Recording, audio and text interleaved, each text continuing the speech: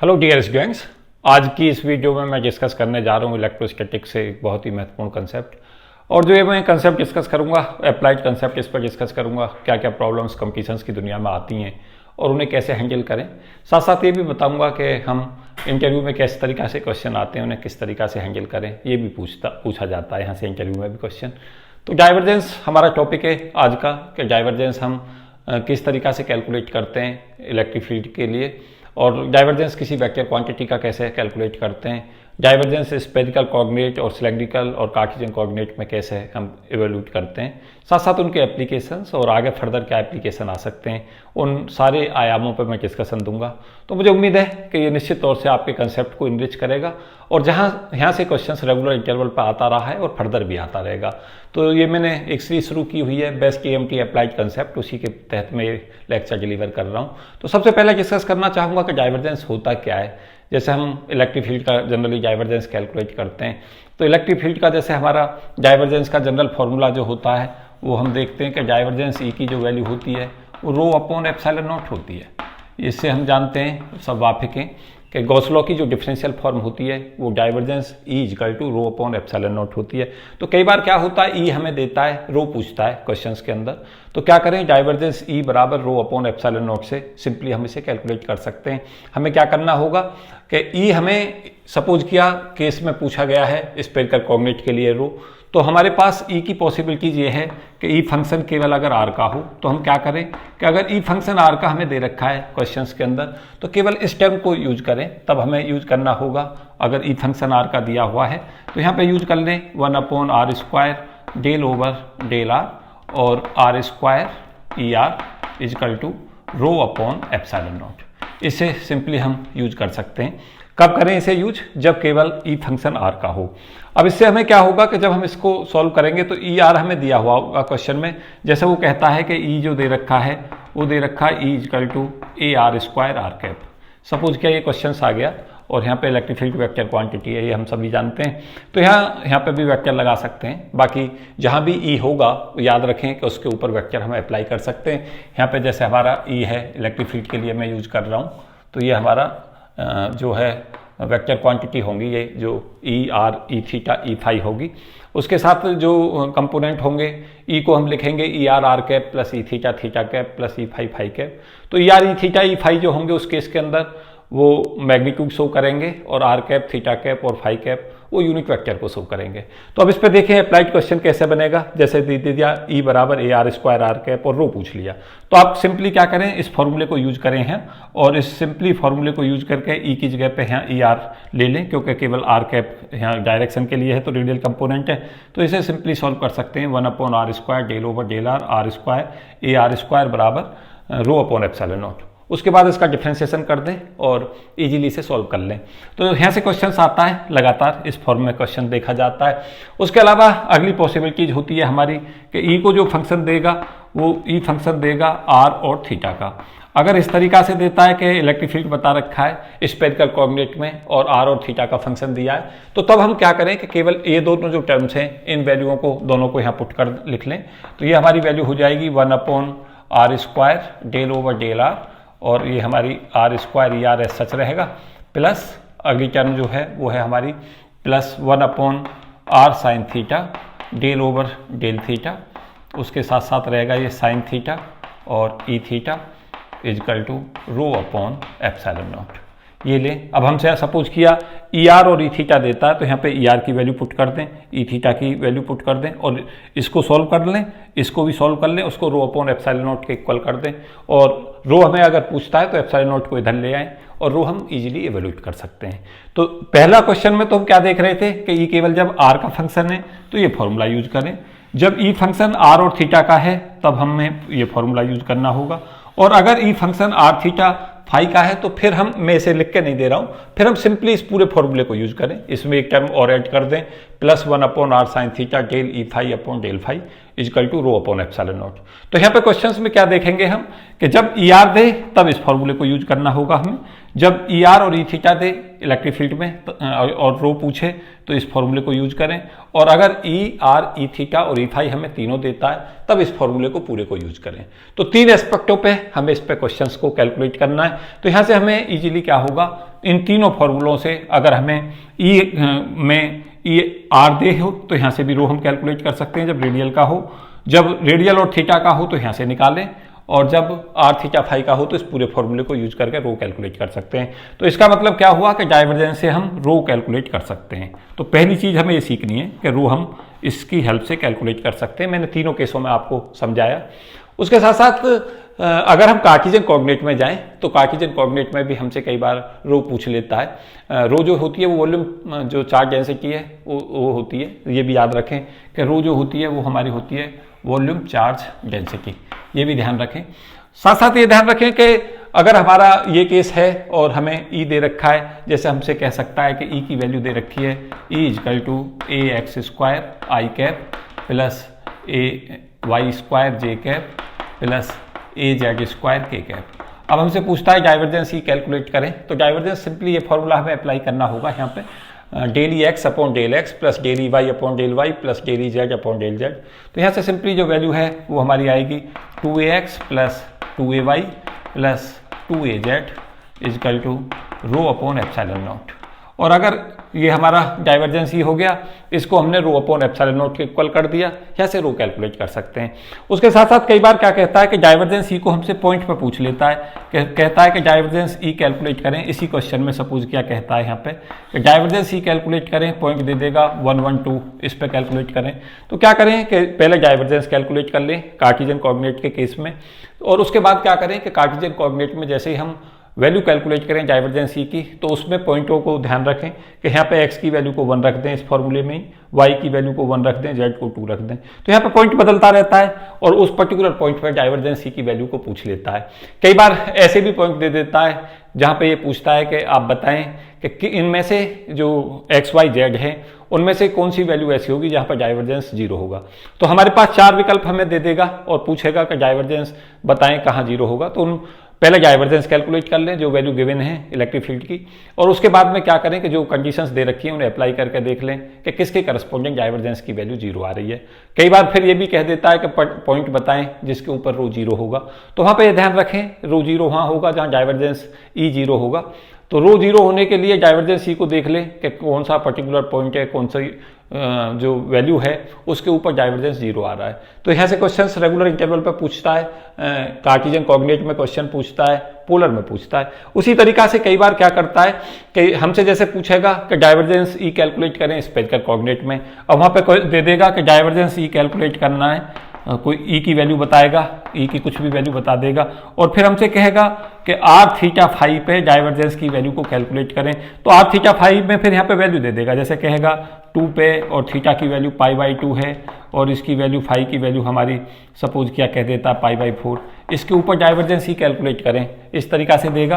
और ई फंक्शन दे देगा हमें आर थीटा फाई का।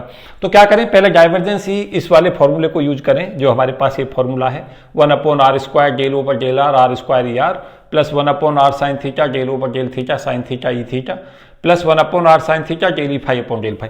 इस पूरे फॉर्मूले से पहले डाइवर्जेंस ही की वैल्यू को इवैल्यूएट कर लें जब हमें ई दे रखा होगा। फिर क्या करें कि जो पॉइंट हमें दे रखे हैं r बराबर 2, थीटा बराबर π/2, फाई बराबर π/4 उस वैल्यू में पुट कर दें तो हमारे पास में डाइवर्जेंस ही उस पर्टिकुलर पॉइंट पे आ जाएगा। उसी पर्टिकुलर पॉइंट पे अगर रो पूछता है तो डाइवर्जेंस ही की वैल्यू को रो अपॉन एप्सिलॉन नॉट कर दें, अगर फ्री स्पेस के लिए कहता है। अगर माध्यम में कहता है तो हाँ एप्सिलॉन नॉट की जगह पे एप्सिलॉन ले लें। तो इस चीज़ को भी ध्यान हमें रखना है। तो यहाँ से क्वेश्चंस बहुत बार देखे जाते हैं ये हमारे स्फेरिकल कोऑर्डिनेट के लिए, और फिर सिलेंड्रिकल कोऑर्डिनेट में भी उसी तरीका से पूछता है कि अगर हमें सिलेंड्रिकल कोऑर्डिनेट में ई देता है कि ई हमें दे रखा है क्वेश्चंस के अंदर कि ई फंक्शन है आर थीटा जेड का। तो एक तो सबसे पहले ये समझने का प्रयास करें कि अगर E electric field R theta Z का है तो हमें सिलेंड्रिकल कोऑर्डिनेट लेना है। अगर E function R theta phi का दे रहा है तो वो हमारा स्फेरिकल कोऑर्डिनेट है, और अगर कार्टेशियन है तो फंक्शन ई जो होगा वो एक्स वाई जेड का होगा। तो कई बार क्वेश्चंस में क्या देखा जाता है कि हमें क्वेश्चन में ये भी देखना पड़ता है कि ई किसका फंक्शन दे रखा है। तो ये भी ध्यान रखें अगर ई फंक्शन आर का दे रखा है, इन केस केवल आर आर का फंक्शन है और हमें सिलेंडरिकल कोऑर्डिनेट में क्वेश्चन दे रखा है, तो ये वैल्यू जो है, ये सिंपली जो फॉर्मूला है इसका केवल ये पार्ट हम लें 1/r del over del R और ब्रैकेट में आर ई आर, इस तरीका से हमें लेना है। और अगर आर और थीटा का लेना है तो पहली दो टर्म्स लेनी है डाइवर्जेंस ई के फॉर्मूले की, और अगर आर थीटा और जेड तीनों का दे रखा है तो फिर हमें इस फॉर्मूले को तीनों टर्मों को लेना होगा, क्योंकि अगर फंक्शन ई आर का है तो ये वैल्यू एग्जिस्ट करेगी, थीटा और जेड वाले कंपोनेंट जीरो हो जाएंगे। उसी तरीका से अगर हमें आगे क्वेश्चंस में ये पूछता है, कई बार क्वेश्चंस में ये भी पूछ लेता है कि पर्टिकुलर आर थीटा जेड के ऊपर डाइवर्जेंस ई की वैल्यू सिलेंडरिकल कोऑर्डिनेट में क्या होगी, तो क्या करें कि पहले डाइवर्जेंस ई के फॉर्मूले को अप्लाई करें, और डाइवर्जेंस ई का जब फॉर्मूला हमारा आ जाए उसके बाद उसके डाइवर्जेंस ई की कैलकुलेशन के बाद फिर जो हमें क्वेश्चंस के अंदर पॉइंट दे रखे हैं उनके ऊपर डाइवर्जेंस ई कैलकुलेट कर लें। जैसे कहता है किसी क्वेश्चंस के अंदर कि आर जो है जिस पे हमें चाहिए आर की वैल्यू 1 और थीटा की वैल्यू π/4 और फाई की वैल्यू हमारी इन केस दे देता है 3π/4, और कहता है आर थीटा फाई दे रखा है हमें और कहता है डाइवर्जेंस ई कैलकुलेट करें, तो ये समझें कि जब आर थीटा फाई दिया है तो हमारा फॉर्मूला ये अप्लाई होगा, मीन्स हमें स्फेरिकल कोऑर्डिनेट का फॉर्मूला यूज करना है। अगर हमसे कहता है कि आर की वैल्यू है हमारी 2, इन केस थीटा की वैल्यू है π/4 और जेड की वैल्यू बता देता है, जेड की वैल्यू है 3, अब कहता है कि डाइवर्जेंस ई कैलकुलेट करना है, तो फिर हमें ये फॉर्मूला यूज करना होगा। तो ये भी ध्यान रखें कि क्वेश्चंस की लैंग्वेज से समझ लें कि हमें फॉर्मूला कौन सा यूज करना है, स्फेरिकल का यूज करना है, सिलेंड्रिकल का करना है, कार्टेशियन का करना है। तो ध्यान रखें, इसके मैं सिंपली एप्लीकेशन पोर्शन कर रहा था।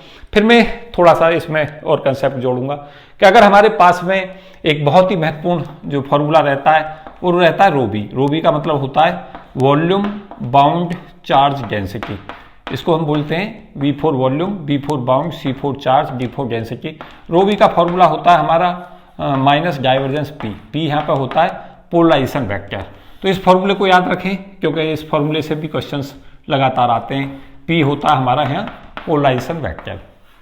तो इस फॉर्मूले पे किस तरीका के क्वेश्चन आते हैं, किस तरीका से उन्हें हैंडल करें, मैं ये भी बताता हूँ। क्या आ चुके हैं, क्या आने की संभावना है, बहुत ही ज़्यादा इंपॉर्टेंट ये कंसेप्ट जो मैंने देखा कंपटीशंस की दुनिया में शायद इलेक्ट्रोस्टैटिक का एक सबसे महत्वपूर्ण टॉपिक में से कहूँगा। तो रोबी जो होता है वॉल्यूम बाउंड चार्ज डेंसिटी, वो माइनस डाइवर्जेंस P के इक्वल होता है, और इसका डेरिवेशन मैंने कुछ और वीडियो में डिस्कस कर रखा है, वहाँ से आप देख सकते हैं। डेरिवेशन कर रखे हैं मैंने दो, ये रोबी बराबर माइनस डाइवर्जेंसी और सरफेस बाउंड चार्ज डेंसिटी का फॉर्मूला होता है हमारा surface bound charge density, B for bound, C for charge, D for density, V for volume, ऐसे ही सरफेस बाउंड चार्ज डेंसिटी। इसका होता है P.n. ये दो फॉर्मूले ऑलवेज याद रखें, इन पे क्वेश्चंस रेगुलर पूछे जाते हैं। तो क्या होगा कि हमने पोलराइजेशन वेक्टर जैसे क्वेश्चंस आया, बहुत बार आ चुका है इस तरीका का क्वेश्चन। P बराबर देता है P = AR²r।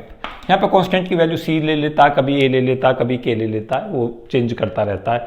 और फिर पूछता है कि रो भी कैलकुलेट करें, और इसमें क्या है कि अगर हमें स्फेरिकल कोऑर्डिनेट में देता है तो स्फेरिकल कोऑर्डिनेट के लिए ये फॉर्मूला यूज करें। स्फेरिकल में पूछा गया है, आगे मैं उम्मीद कर रहा हूँ सिलेंड्रिकल में आ सकता है। तो अगर ये स्फेरिकल में दे रखा है तो देखें फिर हम कैसे से सॉल्व करें, और अगर हमें यही क्वेश्चन स्फेरिकल की बजाय अगर सिलेंड्रिकल में देता है, क्योंकि स्फेरिकल में तो आ चुका है, सिलेंड्रिकल में भी आ सकता है फर्दर, तो इसके सॉल्यूशन को देखें हम कैसे सॉल्व करेंगे। तो यहाँ से इस फॉर्मूले को जो यूज है डाइवर्जेंस ई का, उसमें देख लें कि अब यहाँ ई की जगह हमें पी यूज करना है इस फॉर्मूले के लिए। तो यहाँ पर डाइवर्जेंस ई की बजाय डाइवर्जेंस पी बनाएं तो ये हो जाएगा 1/r² del over del R, और ये वैल्यू हो जाएगी r², और p की जगह पे ले लें AR²। उसी तरीका से यहाँ जाए सिलेंड्रिकल में, यहाँ सिलेंड्रिकल में अगर कहता है तो डाइवर्जेंस p हो जाएगा हमारा 1/r del over del R, और r और PR की वैल्यू जो होगी, PR यहाँ पे जो लेना है, चलो उसी क्वेश्चन को मैं इसके लिए भी सॉल्व कराई देता हूँ। AR²r है, ये सिलेंड्रिकल कोऑर्डिनेट में पूछ रहे हैं हम रो भी, और ये हम पूछ रहे हैं स्फेरिकल कोऑर्डिनेट में। तो यहाँ R और PR की जगह पे हम ले लें AR²। ये ध्यान रखें, ये डायरेक्शन के लिए है कि रेडियल डायरेक्शन में एक्ट कर रहा है। याद रखें कि P जो होता है पोलराइजेशन वेक्टर, वो भी वेक्टर क्वांटिटी होती है। इसके बाद क्या होगा कि डाइवर्जेंस P हम यहाँ से इजीली इसे सॉल्व कर सकते हैं। ये जो वैल्यू आएगी ये 1/r² और डेल ओवर डेल आर, और यहाँ से A4 आ जाएगा ये, और यहाँ से जो वैल्यू है इसे हम इजीली सॉल्व करके देख रहे हैं तो 4AR³ आर स्क्वायर, तो ये आंसर हमें मिल जाएगा 4AR। ये आ गया आसानी से। यहाँ पे अगर हमें कैलकुलेट करना है तो ये वैल्यू आएगी यहाँ से 3A, क्योंकि आर क्यूब हो गया, आर क्यूब का डिफ्रेंसिएशन हो जाएगा 3R स्क्वायर, ए यहाँ कॉन्स्टेंट है, अपॉन आर, तो यहाँ आंसर हो जाएगा 3AR। कई बार क्वेश्चंस में आंसर इतना क्लोज होता है कि वहाँ पेपर में 4AR भी देगा, 3R देगा, 2AR देगा और AR देगा। तो हमें पता हो कि सिलेंड्रिकल को कैसे हमें सॉल्व करना है और इन केस ऑफ स्पेरिकल कैसे सॉल्व करना है। तो अभी हमने डाइवर्जेंस P कैलकुलेट किया है, अगर रो बी हमसे कैलकुलेट करता है तो इस केस में रो बी की वैल्यू -4AR हो जाएगी और इधर जो रो बी है वो हमारा हो जाएगा -3AR। तो दोनों क्वेश्चन ये इजीली सॉल्व हो जाएंगे। अब हमें क्या पैटर्न को हमें तैयार करना है। हो सकता है AR स्क्वायर की जगह R क्यूब दे दे, R4 दे, R6 दे, इसी तरीका से इसे सॉल्व करना है वैल्यू पुट करके। अगर यहाँ पे देता है सिलेंड्रिकल में तो इसी फॉर्मूले से, तो ये फॉर्मूले तब अप्लाई होंगे रो बी बराबर माइनस डाइवर्जेंस P के, जब हमें R का फंक्शन केवल P दे रखा है। अगर P फंक्शन R और थीटा का दे रखा है और फिर देखें कि स्पेरिकल केस में दिया है या हमें सिलेंड्रिकल केस में दिया है। अगर स्पेरिकल केस में देता है और P फंक्शन दे देता है R और थीटा का, याद रखें क्योंकि देखो ये क्वेश्चंस आ चुका है नेट के और गेट के एग्जाम में, इस पे क्वेश्चंस बहुत बार आ चुके हैं। सिलेंड्रिकल पे नहीं आया लेकिन मैंने इसको डिस्कस कर दिया है, आपको बता दिया सिलेंड्रिकल में आएगा तो कैसे सॉल्व करेंगे। और साथ साथ अब तुम्हें मैं डिस्कस कर रहा हूं कि अगर पोलराइजेशन वेक्टर आर और थीटा का फंक्शन हो तब आप सॉल्व करें। तो याद रखें कि पी फंक्शन जब आर थीटा का है तो क्वेश्चन में ये पढ़ लें कि क्वेश्चन स्पेरिकल के लिए पूछा गया है या सिलेंड्रिकल के लिए। अगर स्पेरिकल के लिए पूछा गया है तो इस फॉर्मूले फिर क्या करें, यहाँ से इस वाले फॉर्मूले में अगर आर थीटा का है तो यहाँ पी आर ले लें और यहाँ पी थीटा ले लें। डाइवर्जेंस पी कैलकुलेट कर लें पहले, पी आर यहाँ लेके पी थीटा लेके यहाँ से, और डाइवर्जेंस पी कैलकुलेट करके रो बी बराबर माइनस डाइवर्जेंस पी जो है वो कैलकुलेट कर लें तो इजीली हम कैलकुलेट कर पाएंगे जब पी आर थीटा का फंक्शन होगा। अगर P function polarisation vector R theta phi का है तो इन तीनों को लेकर चलें, फिर P R P theta P phi की वैल्यू ले लें और रो बी बराबर माइनस डाइवर्जेंस पी के बाद उसे सॉल्व कर दें। किसी पर्टिकुलर पॉइंट पर पूछता है कि रो बी की वैल्यू क्या होगी तो जो रो बी है पहले उसे कैलकुलेट कर लें वॉल्यूम बाउंड चार्ज डेंसिटी को, और जिस पर्टिकुलर पॉइंट पर पूछा है उन कोऑर्डिनेटों को पुट कर दें फॉर्मूले में, सॉल्व कर दें, तब हम इजीली क्वेश्चन को सॉल्व कर पाएंगे। उसी तरीका से यहाँ देख लें कि पी फंक्शन अगर सिलेंडर के कोऑर्डिनेट में पोलराइजेशन वेक्टर पी आर का फंक्शन है तो इसी पैटर्न से जाएं। अगर आर थीटा का है तो इन दोनों को यूज करें, पी आर यहाँ लें पी थीटा यहाँ लें, और अगर P function polarisation vector R theta Z का है तो तीनों को यूज करें, इस टर्म को भी यूज करें, इसको भी करें और इसको भी करें। तो उसके बाद में उसे पहले डाइवर्जेंस पी कैलकुलेट कर लें और रो बी बराबर माइनस डाइवर्जेंस पी जो है फिर उसके बाद अप्लाई करें। तो डाइवर्जेंस के मैं एप्लीकेशन बता रहा था, दो एप्लीकेशन मैंने बताई कि अगर रो पूछता है और ई देता है तो डाइवर्जेंस ई बराबर रो अपॉन एप्सिलॉन नॉट दें, पी पूछ देता है और हमसे वॉल्यूम बाउंड चार्ज डेंसिटी पूछता है तो रो बी बराबर माइनस डाइवर्जेंस पी को कैसे अप्लाई करें। तो काफ़ी महत्वपूर्ण और काफ़ी इंपॉर्टेंट कंसेप्ट में से कहूँगा। एक क्वेश्चन जो कार्टेशियन कोऑर्डिनेट पे यहाँ से पूछा जाता है उसे भी मैं डिस्कस करने जा रहा हूँ क्योंकि दो ही एप्लीकेशंस पे मेरा फोकस है और बहुत सारी प्रॉब्लम्स मैं इसमें डिस्कस कर रहा हूँ। कैसे आप प्रॉब्लम को बनाएंगे, कैसे हैंडल करेंगे, क्या क्या उम्मीदें हैं, क्या क्या क्वेश्चंस आ चुके हैं, इन सारे एस्पेक्टों पर डिस्कशन में दे रहा हूँ। तो मुझे उम्मीद है कि फिजिक्स पूरी कम्युनिटी को इनरिच करेगा। खास तौर से जो कंसेप्चुअली मेरे लेक्चर होते हैं ये निश्चित तौर से आपको बेनिफिट देंगे और आपको एक जो अप्लाइड कंसेप्ट है उसे सिखाने में सहायक होंगे। क्योंकि याद रखें कि आज की डेट में जो कॉम्पिटिटिव दुनिया है उसमें सब अप्लाइड ही आता है। तो आप क्या करें कि कोई भी फॉर्मूला लिखें और उस फॉर्मूले के डिफरेंट एप्लीकेशंस जितने भी ज़्यादा से ज़्यादा सोच सकते हैं उन पर काम करें, तो आपके लिए राहें आसान हो जाएंगी सिलेक्शन की, आप सिलेक्शन ईजिली ले पाएंगे।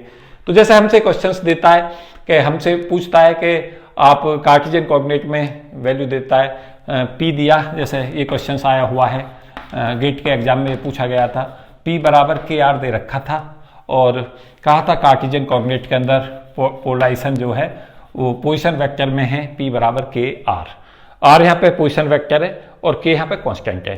तो इसको हम देखें तो के और आर की जो वैल्यू है वो हमारी आ जाएगी एक्स आई प्लस वाई जे प्लस जेड के। अब हमें क्या है कि रो बी बराबर माइनस डाइवर्जेंस पी को सिंपली अप्लाई करना है। रो बी पूछा था तो माइनस डाइवर्जेंस पी अप्लाई करें, यहाँ से जो वैल्यू है जब माइनस डाइवर्जेंस पी कैलकुलेट करेंगे तो ये हमारी आएगी माइनस के, क्योंकि del X upon del X की वैल्यू 1 होगी। उसी तरीका से यहाँ del Y upon del Y 1 होगा ये, क्योंकि इस फॉर्मूले को हम यूज करेंगे। यहाँ पे जो फॉर्मूला है ई की जगह पी आ जाएगा, तो यहाँ से वैल्यू आ जाएगी del P X upon del X plus del P Y upon del Y plus del P Z upon del Z. उससे यहाँ कंपेरिजन कर लें तो ये वैल्यू आएगी हमारी माइनस के 1 + 1 + 1 इजकल टू -3 के। इस तरीका से क्वेश्चंस जो है ये पूछा गया है। उस यहीं पे कुछ और वैल्यू दे सकता है पी की आर के टर्म्स में और फिर पूछ लेता है, तो इस फॉर्मूले को सिंपली यूज कर लें तो हम आसानी से क्वेश्चन को सॉल्व कर पाएंगे। इस तरीका से क्वेश्चंस इस पर आते हैं। इस पर डाइवर्जेंस को मैं काफ़ी डिटेल में डिस्कशन दे रहा हूँ। मुझे उम्मीद है कि जो मैंने ये कंसेप्ट डिस्कस किए हैं ये निश्चित तौर से आपको बेनिफिट देंगे। इसके कुछ फर्दर एप्लीकेशंस मैं नेक्स्ट वीडियो में डिस्कस करूंगा। ये बताने का प्रयास करूंगा नेक्स्ट वीडियो में कि और इस पर कितने सारे एप्लीकेशंस बन सकते हैं। तो मुझे उम्मीद है कि निश्चित तौर से ऐसी वीडियो जो मैं दे रहा हूँ, डिलीवर कर रहा हूँ, जो कंसेप्ट आपको सिखा रहा हूँ, ये निश्चित तौर से आपको कॉम्पिटिशन्स के लिए मेंटली प्रिपेयर करेंगे और एक आपको सहायक होंगी कॉम्पिटिटिव एग्जामिनेशंस में। और खासतौर से अप्लाइड कंसेप्ट आपके बहुत ज़्यादा स्ट्रांग होने चाहिए जब भी आप कॉम्पिटिशन्स में जाएं। तो उसी को दृष्टिगत रखते ये मैंने इलेक्ट्रोस्टैटिक पे एक अच्छी वीडियो बनाने का प्रयास किया है। तो आप मार्क करें ये वीडियो कैसा लगा और बताएं कि आगे अगर इसका फर्दर एप्लीकेशंस आपको समझना है तो कमेंट बॉक्स में कमेंट करें। मैं आगे जल्दी ही कुछ और वीडियो अपलोड करूंगा। Thank you and best wishes for all of you. जय हिंद।